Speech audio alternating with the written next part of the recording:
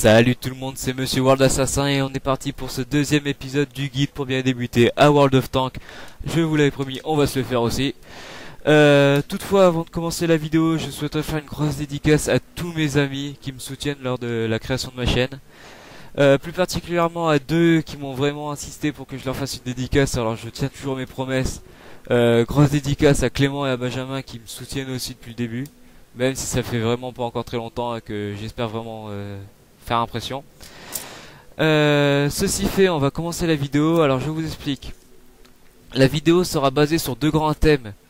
Principalement ce que vous pourrez trouver dans votre garage, donc tout ce qui est ici, et les avantages que pourront apporter les équipements que vous gagnerez plus tard, qui correspondent à cette zone-là.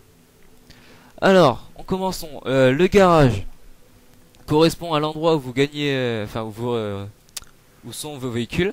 Donc c'est ici que vous pourrez voir tous les véhicules que vous possédez. Donc actuellement je suis en train de faire tourner, vous voyez mes chars. Le dépôt. Cela correspond à tous les endroits, à l'endroit où vous accumulerez les différents équipements que vous débloquerez lors de vos chars qui seront achetés. Ce qui est plutôt un avantage parce que un équipement qui ne vous servira plus pourra être revendu. Et c'est toujours une source de revenus supplémentaire, ça fait vraiment toujours plaisir. Je trouve que vraiment que c'est une bonne chose et chaque équipement que vous possédez est classé par classe, donc c'est vraiment pas compliqué de se retrouver. Le magasin, c'est ici que vous pourrez acheter vos différents chars. Donc, comme vous voyez ici, je suis en train de parcourir, il y a vraiment une grande variété de chars. Dès que vous aurez débloqué le char avec votre niveau de recherche, ce qui correspond à l'XP, l'XP vous permettra donc de débloquer les recherches et les recherches les chars. Le magasin aussi est vraiment très bien organisé parce que vous voyez que vous pouvez choisir par nation. Ils ont même fait apparaître la Chine alors que les chars ne sont toujours pas sortis, c'est vraiment bien ça. Vous voyez donc les nations, vous pouvez choisir les chars par nation. Ou toutefois vous pouvez aussi choisir par classe, donc char léger, char moyen, char lourd, chasseur de chars, canon automateur qui correspond à l'artillerie. Vous pouvez aussi acheter des éléments, des munitions, des équipements. Ça je vous expliquerai après à quoi ça consiste. Et les consommables, je vous expliquerai aussi après à quoi ça consiste. L'état de service qui correspond à vos statistiques, c'est là où vous verrez vos médailles, vos compétences. Actuellement vous voyez là pour l'instant mes médailles. C'est ce que vous gagnerez lorsque vous ferez des bons scores dans le jeu. Vos pourcentages ici, donc avec le pourcentage de victoire, le pourcentage de défaites, les batailles que vous avez survécu et le nombre de batailles où vous avez participé depuis le début. Vos performances correspondent au nombre de chars que vous avez détruits, donc ici même. Après en dessous, le maximum détruit en bataille, donc ce qui correspond au nombre de chars maximum que vous avez détruit lors d'une seule bataille. Sachant qu'une bataille correspond à un 15 vs 15 à chaque coup.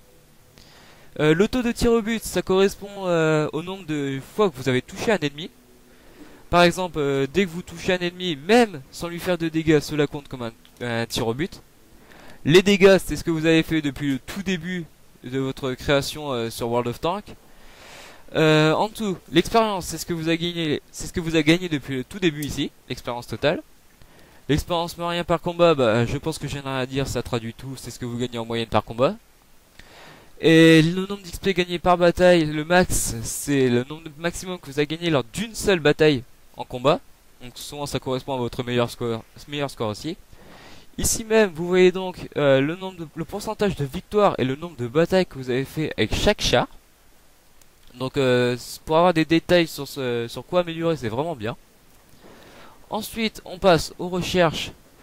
Donc vous voyez donc un joli arbre généalogique, ou si on peut dire ça, un arbre technologique, des chars. Donc le 3/4 du temps, l'arbre est vraiment bien garni, il y a vraiment du choix, donc vous avez vraiment de quoi faire. Souvent vous serez pas déçus, vous trouverez toujours votre compte, parce que tous les chars sont géniaux dans ce jeu. Il y a toujours un char qui vous plaira. Pour ma part, je me suis spécialisé dans les chars lourds russes, parce que je les trouve vraiment bien. Et voilà, donc effectivement les chars lourds ça correspond souvent à des chars très très lents, très résistants mais avec une très bonne puissance de feu. Vous pourrez aussi trouver par exemple des canons automateurs, donc l'artillerie qui sera un gros canon sur un corps très fragile qui pourra tirer à l'autre bout de la map. Je vous expliquerai dans la prochaine vidéo. Les chasseurs de chars qui correspondent à des, comme c'est expliqué, des chasseurs de chars, donc souvent un très gros canon à l'avant, très ça dépend, très peu de résistance aussi. Les chars légers très rapides, très fragiles aussi.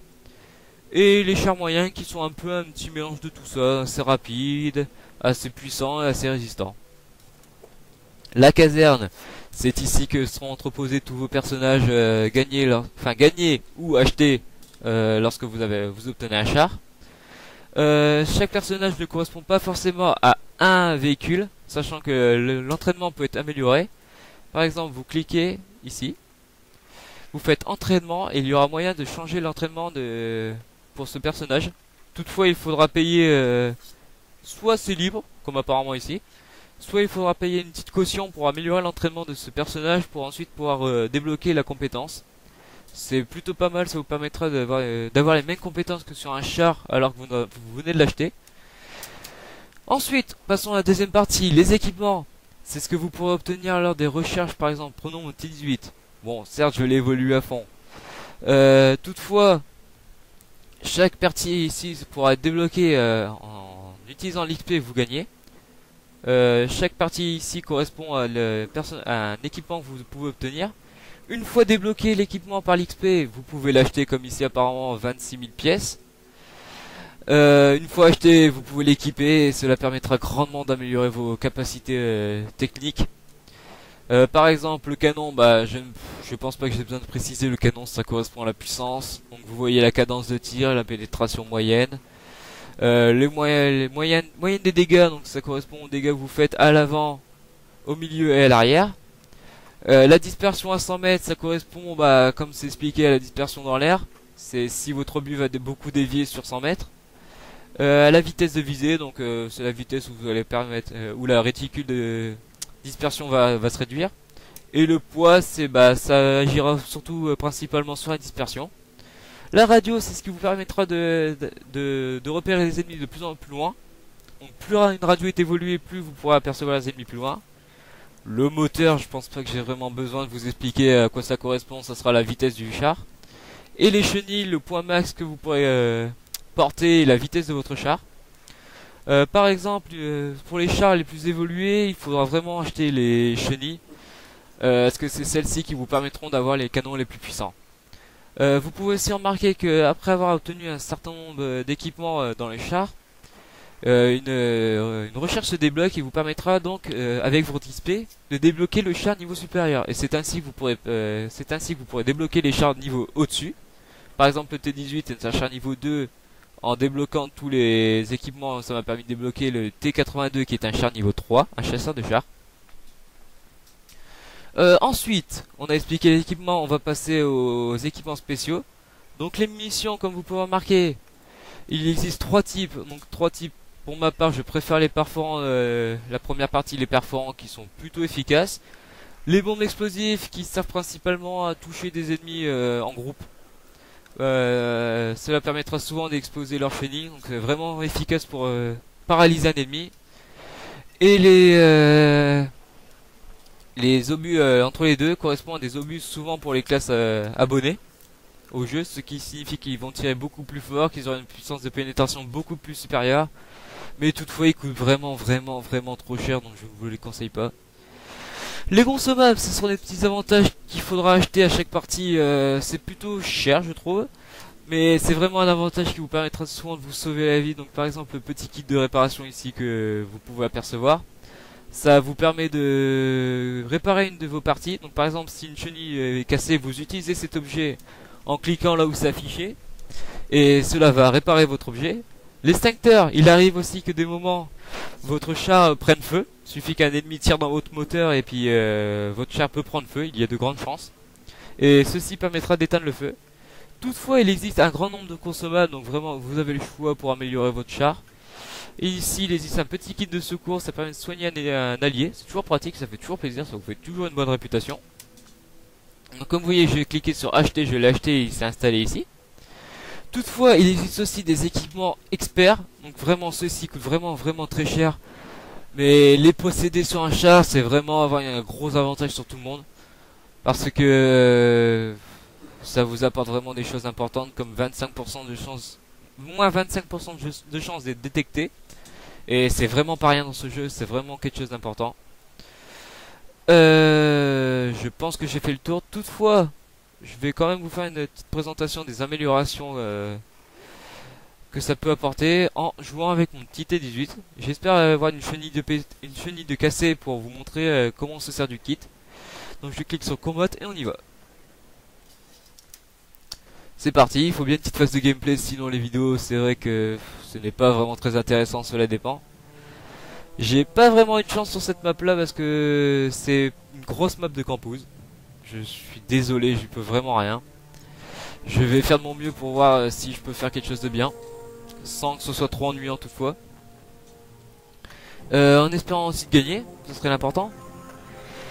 Alors, on en est où? Je regarde un peu autour de moi, ça lag un peu, c'est normal, j'ai tout qui tourne sur mon PC.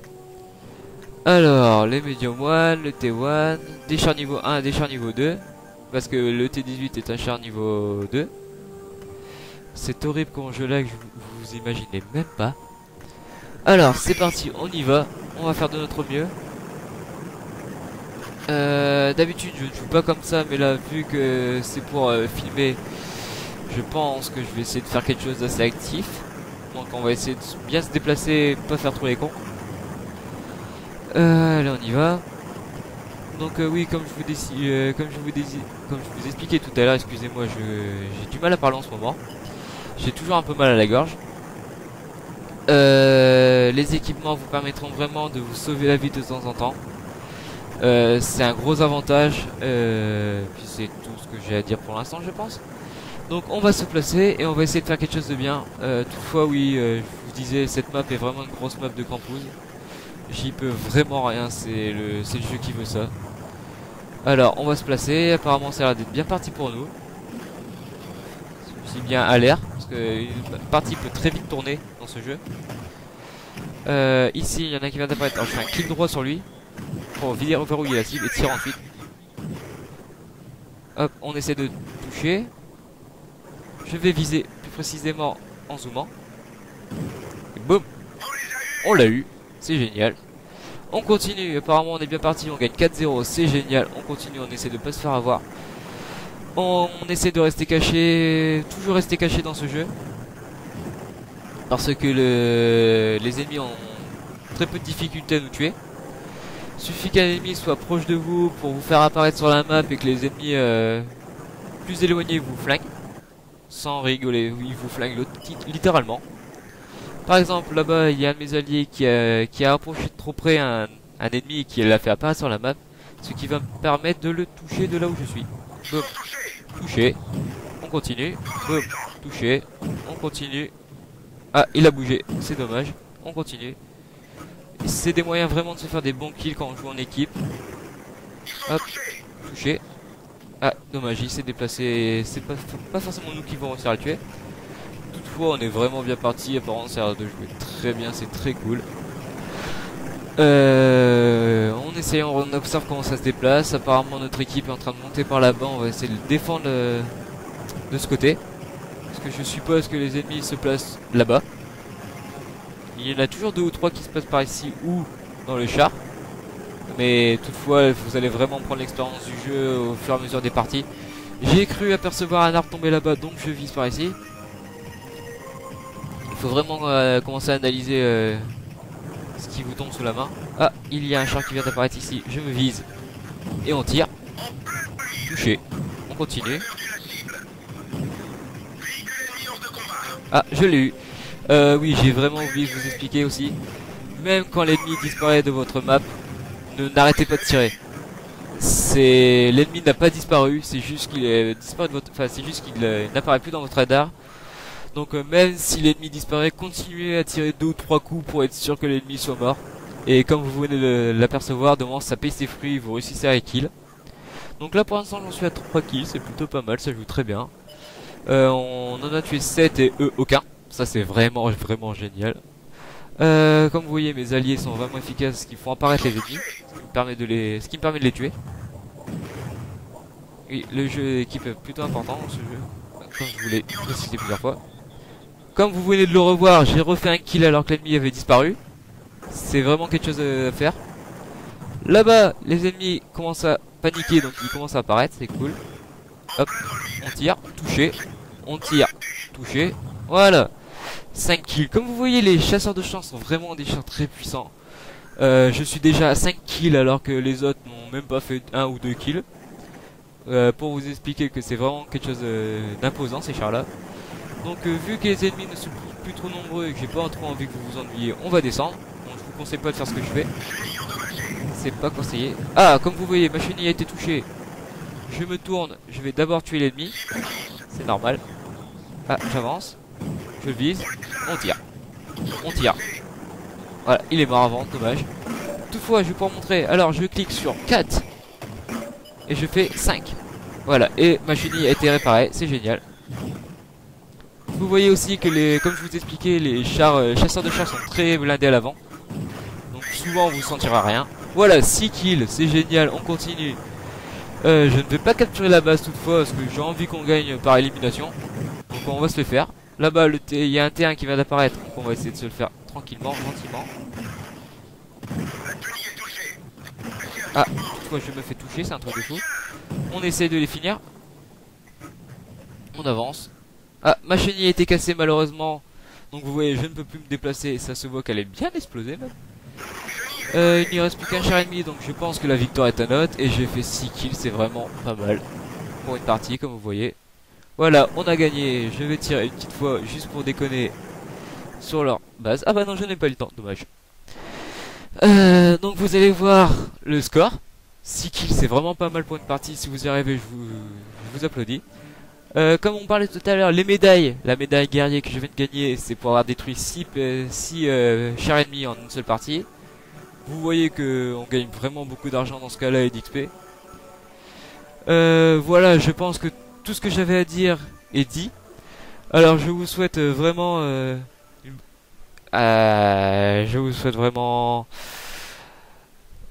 de venir regarder mes prochaines vidéos, j'ai envie de dire. De vous abonner si cela vous plaît. Vraiment, je vous fais de gros bisous. Salut tout le monde. C'était Monsieur World Assassin. Tchuss.